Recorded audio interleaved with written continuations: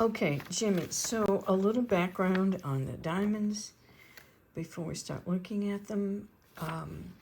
Everybody pretty much knows about color and clarity, but I'm going to show you a little bit about how the diamonds are cut and fashioned. So this shows you how we retain the weight out of the crystal and the different proportions and angles that are the resultant finished product. This is what we're trying to achieve, which is total internal reflection, which is sparkle, okay? Now, the other contributing factors here are color, clarity, and your clarity is what most people know about. You have flawless, internally flawless, VVS1, 2, VS1, 2. I'm not going anywhere further than this. So we're staying in this range. This is your gem quality, let's say. So right in the middle here is fine. So long as there's no inclusions that you can see with the unaided eye. This helps you price-wise, okay? Color is the most difficult thing to show and demonstrate. But color is graded table down, not face up. So it's a little confusing, but we grade the diamonds table down. D, E, and F is colorless, and then G, H, I, J, and so on. This is what drives the price. The higher the absence of color, the more costly it is.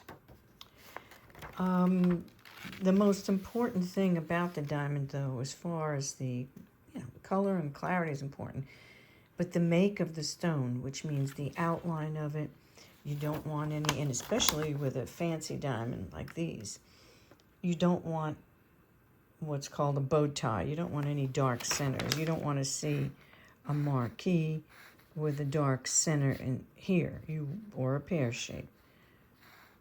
You want a bright, lively stone with a nice length to width ratio. So without further ado, I found these two stones, and they were a heck of a value. So I didn't like the ones that I had here. And then I pulled out some of the settings that I had, and we can take a look and see what they look like for you, so you can get a little bit better idea. All right, so this is an 83-point diamond. It's an FSI2. It's only 2,200. But I have to tell you, I had a hard time. I had to get out the magnifying glass, the microscope, because I couldn't figure out why they gave it an SI2. There is a very small, and I mean very small, feather on the back side, but you cannot see that. You cannot see it at all. So this is a beautiful stone for the money. It's very high white. Very, very nice stone. F, so you have F, which is way up here, very, very bright. And the SI2, but the SI2 is a very small feather, and it's on the pavilion. It's teeny, and you don't see it. So something like this. Or should we have wax stick over here? Let me get some. I'm going to put this in the mounting for you. I'll put this down for a minute. And then I have this. Here's the other one. The marquee. And this marquee. These are both, by the way, GIA lab certified stones. This is a JVS1, and this one is 83 points. And I could put this is 83 points. Let's see, let me get this.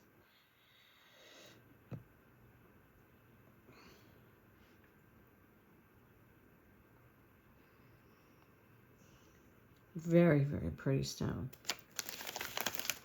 Let's put the two of them together and see if you can see the difference. When you start looking at diamonds that are this white, everything can kind of look a little bit darker, but these are gorgeous. See how lively they are?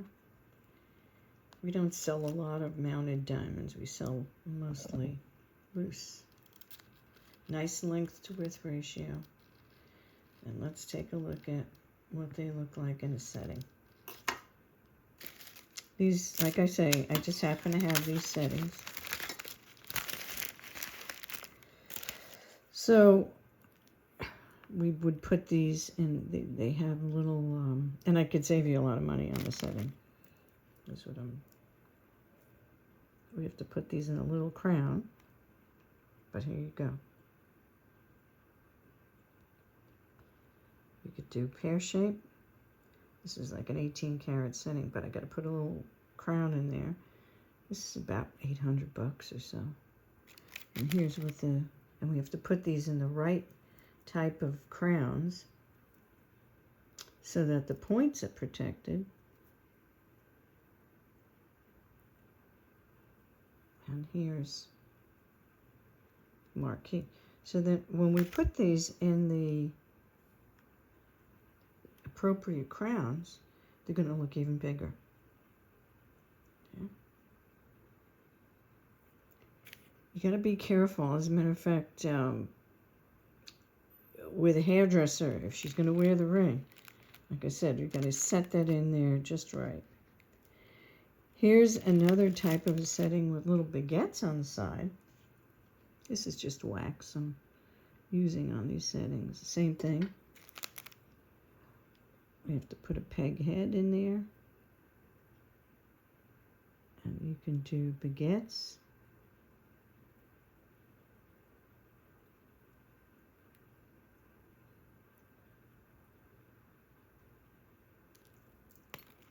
Or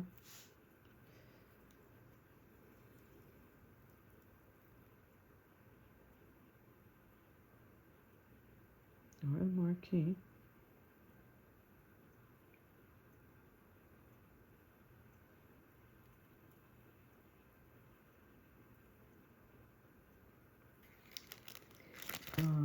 This is more of what they call a cathedral. You can see the side view.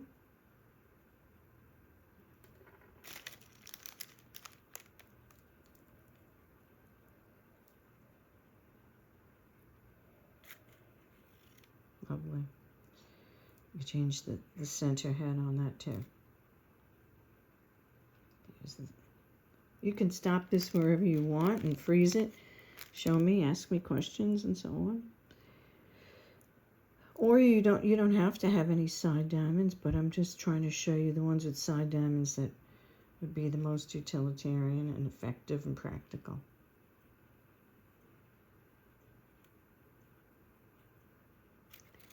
Okay, so this is just a plain setting, of course. This is just to demonstrate if you wanted to do a solitaire.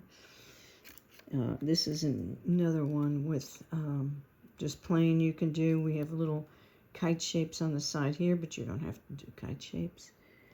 This is a little bit heavier setting, but Gabriel has plenty of settings on the website that we sent you. This is pretty sturdy. This is good for somebody that's